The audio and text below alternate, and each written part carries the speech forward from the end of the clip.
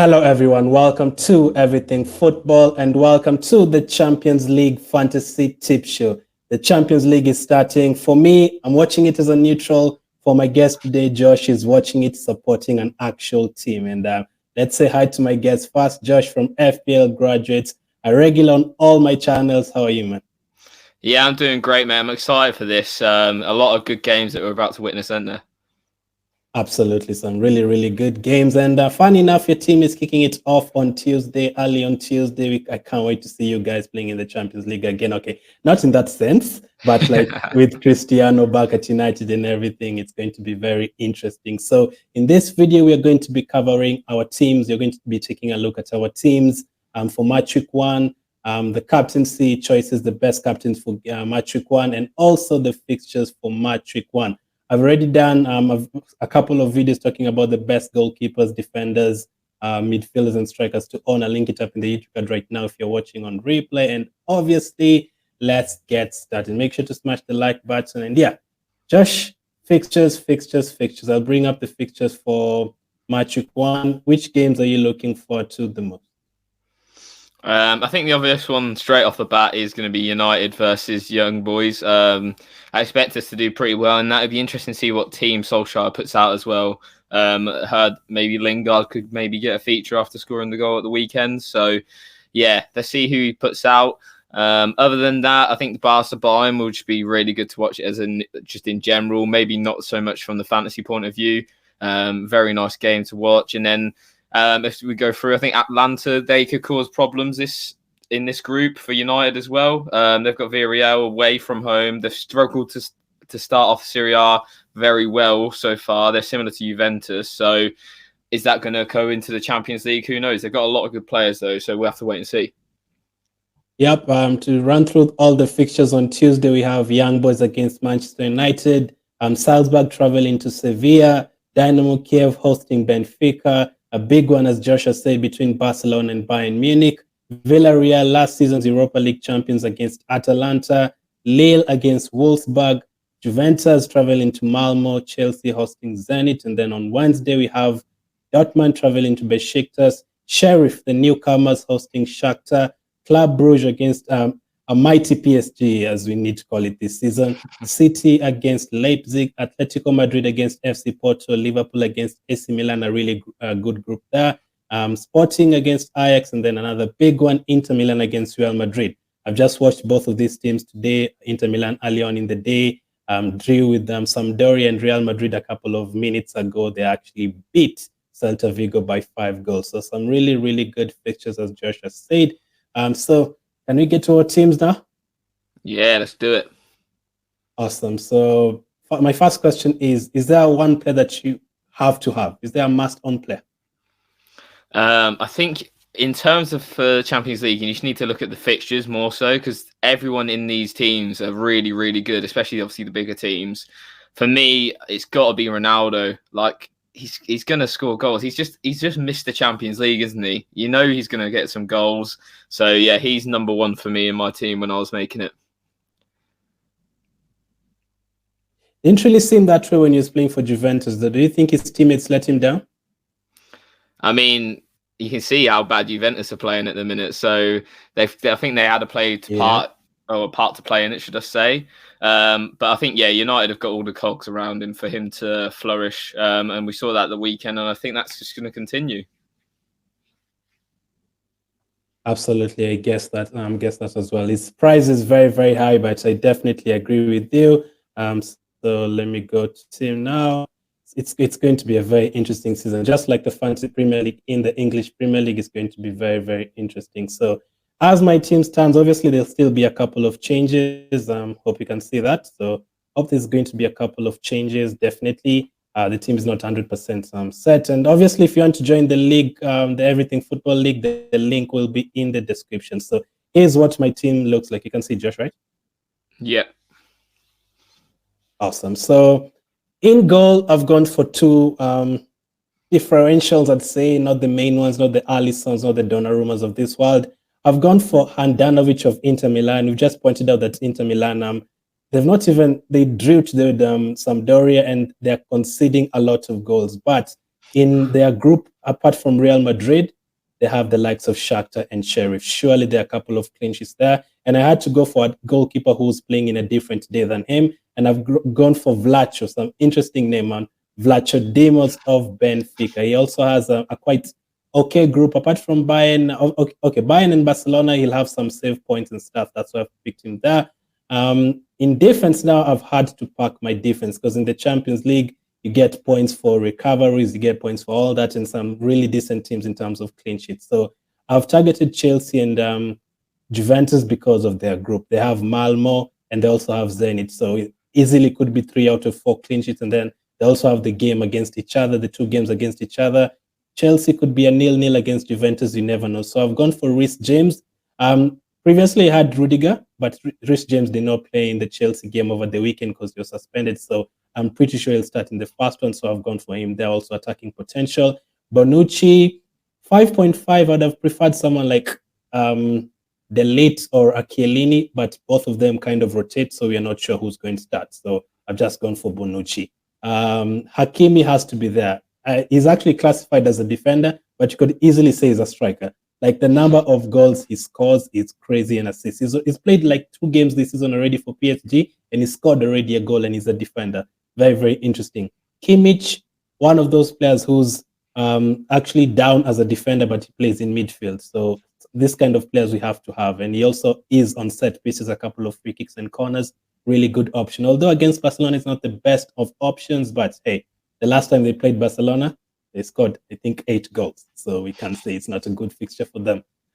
Santos, the Santos guy is just there because he's playing on the Tuesday. I'm pretty sure I'll take him out. I'm pretty sure he'll concede 3 or 4 goals against Chelsea, but I'm hoping I'll have a good bench for that. So Santos is just a 4 million enabler. And then in my midfield, I've gone for Gundogan and Barella. I know so many midfielders to own from the Liverpools and the PSGs and the Bayerns, but I really like Barella because, again, of their group. Apart from Real Madrid, and I've just said Real Madrid have won the game by 5 goals, but they conceded 2, and they could have easily have conceded 5 goals against Celta Vigo at home. So a chance for Inter Milan to get a couple of goals there. They're also at home. And I didn't want Barella. I actually did want Perisic or Lautaro Martinez because of the goals. But Barella, last season, as you can see, I'll show you guys, in terms of recovery points, he picked up many. He picked up 8 points in terms of recovery. And he's also an attacking threat because he picked up an assist and stuff like that. So I really like him in my midfield. And then Gundogan, obviously, as we know, the Premier League fans, he always gets forward. And it's really tough to know who's going to start in that City midfield, especially with De Bruyne and Foden back. But Gundogan, because it's cheaper, that's why he is in my team. And then for the front line, do we even have to explain it? Do we really even have to explain my front line? I'll even make it bigger for you guys. Haaland, Lukaku, and Cristiano Ronaldo. We've already had Josh saying Ronaldo is a master, and I definitely agree. Young boys away from home, I could easily see a hat-trick there. And United also have Villarreal and Atalanta in the group. All of those games, I expect United to get at least 2 goals in each of them. Lukaku, currently my captain against Zenit. I mean, again, just like the defender, James, he has some really good fixtures, and Lukaku has already scored 3 goals in 3 games for Chelsea and is already firing. And last season for Inter Milan, he scored 4 goals in the group stage for them. Erling Haaland, I saw a crazy stat about him. I think he scored 65 goals in 65 games for Dortmund. That in itself, you have to have him. And if you take a look at Haaland's group, they have Besiktas, they have Ajax, and they also have Sporting. I mean, if you're not going to have him, who are you going to have? Obviously, there's some choices in midfield, but I think you really have to have Haaland. He's currently owned by 58%. By the time the deadline hits, he should be the most owned player. So for me, that's how my lineup is. So I said my guy here called Santos is going to go off. Paredes is probably going to come in from PSG. I also have Alvarez from Ajax. I also have Frank Kessie at AC Milan. He's been on penalties the last 2 years. I'm pretty sure 100%. I don't know if he's taking the penalties this season for AC Milan, but if they get any at 5.5, I'm definitely happy to have him there. So that's how my team looks. What do you make of it? Yeah, it looks really good. I forgot that you can actually sub in players like Euro 2020 Fantasy, so I should probably have a rethink of my team. But yeah, I love your front three. It's the same one that I've got. Haaland and Dortmund especially, their fixtures just look really, really good, especially in the group stage. So I think they're probably the team to target. Seen a few teams with Jude Bellingham in there as well. So, yeah, I really, really like it. I think Haaland's going to be great. Are you concerned that I'm ignoring the PSG guys, Messi, Mbappe, Neymar? They have Club Brugge in the first game. I wouldn't say so, because their group's really difficult. They've got City and Leipzig in there. It reminds me of the United group from last year. So yeah, I don't think they're necessarily going to run away with anything, and especially against Bruges. Like, yeah, they might score a hatful there, but then you got to think about transferring them out maybe the next week if they're facing like Man City. So yeah, I think they're ones to just maybe keep an eye on. And plus, there's a lot of rotation I've noticed at PSG at the start of the season. Yeah, so for my team, the front three will remain the same. I'm not going to change it. The goalkeepers will remain the same as well. Kimmich is definitely going to stay in my team. I'm definitely going to have a Chelsea defender, James, as of now.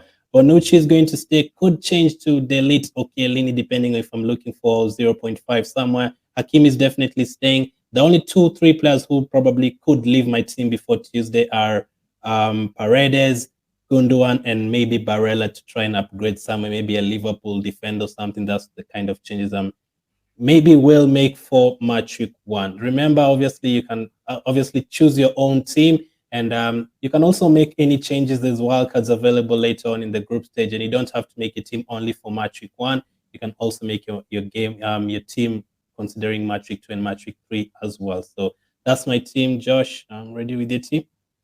Yeah, let's do it. So yeah, so I'm not going that far at the back route currently. I'm on the 3-4-3. I've got Mendy in goal, just those clean sheets. Chelsea defensively are just rock solid. So he's in there. Zenit at home. I'm expecting clean sheets.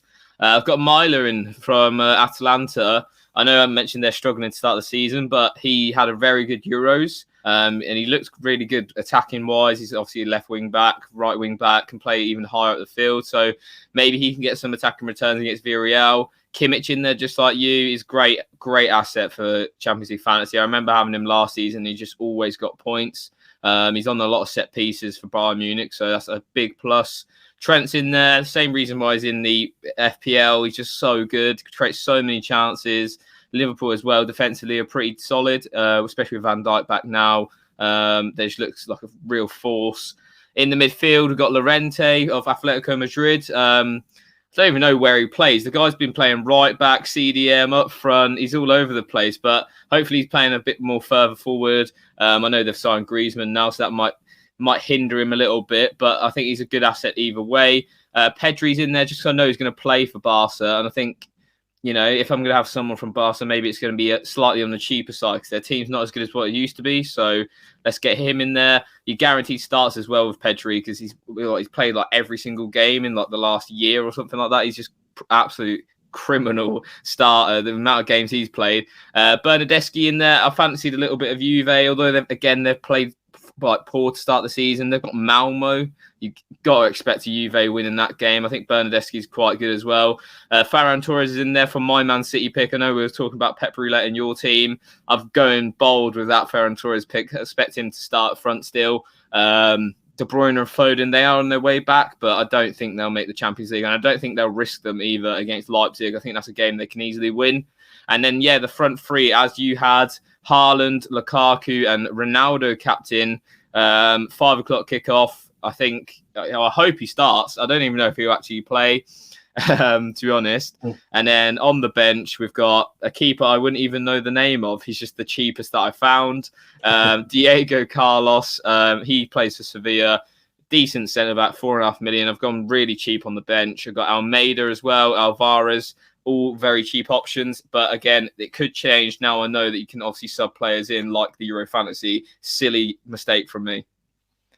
Yeah, that's why you might probably consider 2 goalkeepers. But hey, Mendy is a good guy anyway. He could easily keep 4 clean sheets. Last season, out of 13 games, he kept 9 clean sheets in the Champions League. And it's not like they were facing mediocre teams. They were up against Real Madrid, Atletico Madrid, Manchester City, some really good teams, and still managed 9 clean sheets. So for your team, up front, definitely, as you can tell, our same front three as well. Maybe the only change he will probably make is captaining someone on Tuesday and then back to Ronaldo on Wednesday if they don't deliver. And then Bernardeschi is another one. I've been looking at Juventus for the last 2 days because obviously their group is very easy. In the first game, they're playing against Malmo. But again, this season they've not won a game, as Josh pointed out. 3 games they've not won a game, and it's not like they've been facing decent teams. They've played the likes of Empoli and Udinese, some really not great teams, basically, and you never know who's going to start. Cuadrado is a midfield option, but in the last game, he played as a defender. Now, that is what I don't want. I do not want my midfielders playing as defenders.